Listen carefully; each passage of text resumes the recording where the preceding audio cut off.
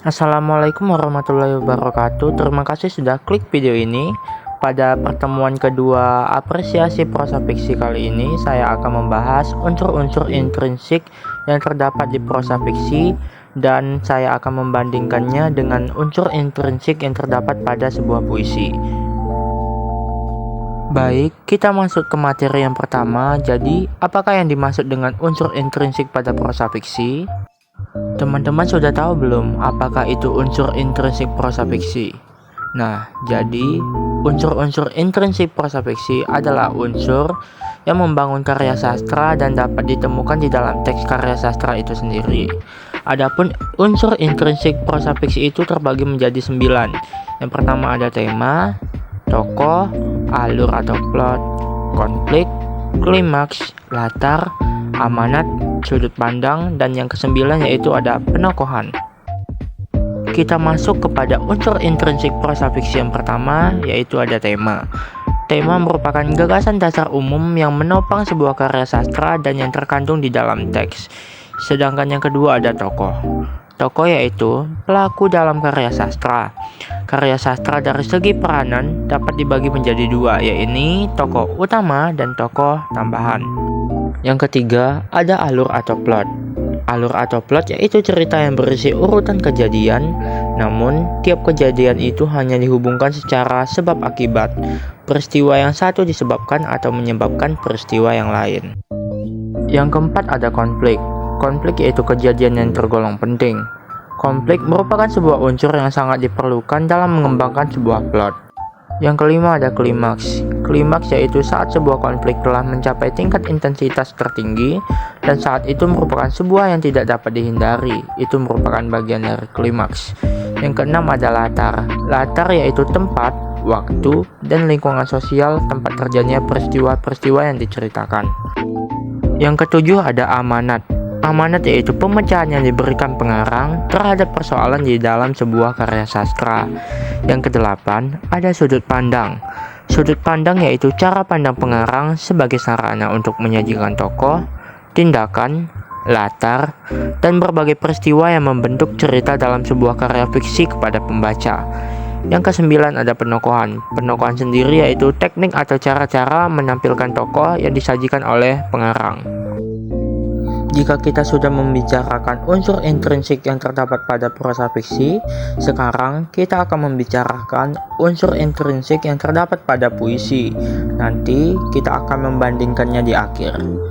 Adapun unsur intrinsik yang terdapat pada puisi, yang pertama ada tema. Tema merupakan gagasan pokok yang diungkapkan penyair dalam puisi. Tema berfungsi sebagai landasan utama penyair dalam puisinya. Tema dalam puisi menjadikan sesuatu dasar bagi penyair untuk menyampaikan maksud dari puisi yang diciptakannya. Dengan kata lain, tema merupakan gagasan pokok dalam proses penciptaan karya sastra, khususnya puisi. Yang kedua ada topik. Topik adalah inti utama dari seluruh isi tulisan. Topik lebih spesifik daripada tema dan sifatnya lebih personal. Topik adalah hal yang pertama kali dibuat dan ditentukan ketika penulis akan membuat puisi. Yang ketiga ada amanat. Pada puisi, amanat atau tujuan merupakan pesan yang terkandung di dalam sebuah puisi. Amanat dapat ditemukan dengan memaknai puisi tersebut secara langsung atau tidak langsung. Amanat merupakan pesan yang tersirat di balik kata-kata yang disusun maupun berada di balik tema yang diungkapkan oleh penyair. Yang keempat ada larik. Larik biasa disebut juga dengan baris. Dalam satu larik bisa terdiri dari satu atau beberapa kata. Jadi, larik bisa berupa sebuah kata, kalimat, atau frasa. Jumlah kata dalam satu larik puisi tidak terbatas. Larik-larik ini nantinya akan membentuk sebuah bait. Umumnya, sebuah puisi mempunyai 4 larik di dalam satu bait. Yang kelima ada rima. Rima adalah persamaan bunyi yang terdapat dalam puisi. Persamaan bunyi dalam puisi dapat terjadi di dalam larik, dapat pula terjadi antar larik. Yang keenam ada diksi. Diksi adalah pemilihan kata-kata yang digunakan oleh penyair dalam puisinya. Puisi adalah bentuk karya sastra yang padat dengan sedikit kata-kata, sehingga diksi atau pemilihan kata menjadi sangat penting dan krusial bagi nilai estetika pada puisi. Yang ketujuh, ada namanya kata konkret. Kata konkret merupakan kata yang memungkinkan terjadinya imaji. Menurut Kosasih, pada tahun 2012, untuk membangkitkan imajinasi pembaca, kata-kata harus diperkonkret atau diperjelas. Yang kedelapan ada tipografi. Tipografi atau perwajahan adalah bentuk puisi yang dipenuhi dengan kata, tepi kiri, kanan, dan tidak memiliki pengaturan baris. Biasanya, pada baris puisi tidak selalu diawali huruf besar atau kapital, serta tidak diakhiri dengan tanda titik. Menurut Aminuddin pada tahun 2013, cara penulisan suatu puisi sehingga menampilkan bentuk-bentuk tertentu yang dapat diamati secara visual disebut tipografi. Yang terakhir kesembilan ada citraan. Citraan dalam puisi merupakan sebuah upaya dari pembaca untuk mencermati suatu karya puisi dengan mencurahkan segenap perasaan dan pemikiran. Jadi, pembaca tidak hanya sekedar menjadi penikmat saja, melainkan juga mengambil hikmah atau amanat dari apa yang disampaikan oleh penulis puisi. Jika tadi saya sudah menjelaskan macam-macam unsur intrinsik yang terdapat pada prosa fiksi dan macam-macam unsur intrinsik yang terdapat pada puisi, sekarang saya akan menjelaskan perbedaan antara kedua unsur intrinsik tersebut. Yang pertama, di dalam unsur intrinsik prosa fiksi terdapat tokoh, sedangkan pada unsur intrinsik puisi tidak terdapat tokoh. Hal ini terjadi karena karangan puisi jarang sekali menceritakan tentang suatu tokoh. Biasanya, puisi menceritakan bagaimana perasaan yang dialami oleh seorang penyair.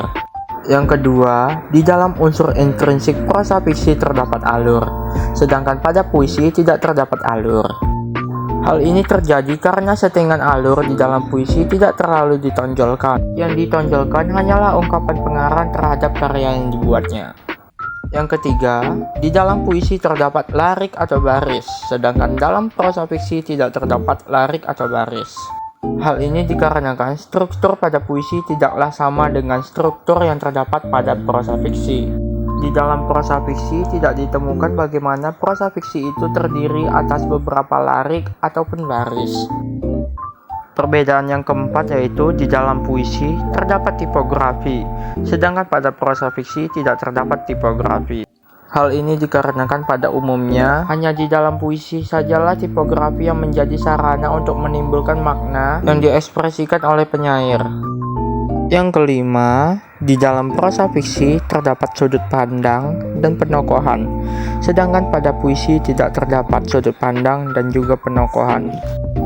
Sebenarnya, di dalam prosa fiksi itu terdapat sudut pandang, tetapi pada penokohannya tidak terlalu diekspresikan oleh penyair. Mungkin itu saja video saya mengenai penjelasan apresiasi prosa fiksi pada pertemuan kedua. Lebih dan kurang mohon dimaafkan. Wabillahi taufiq wal hidayah. Wassalamualaikum warahmatullahi wabarakatuh. Kapan-kapan lagi.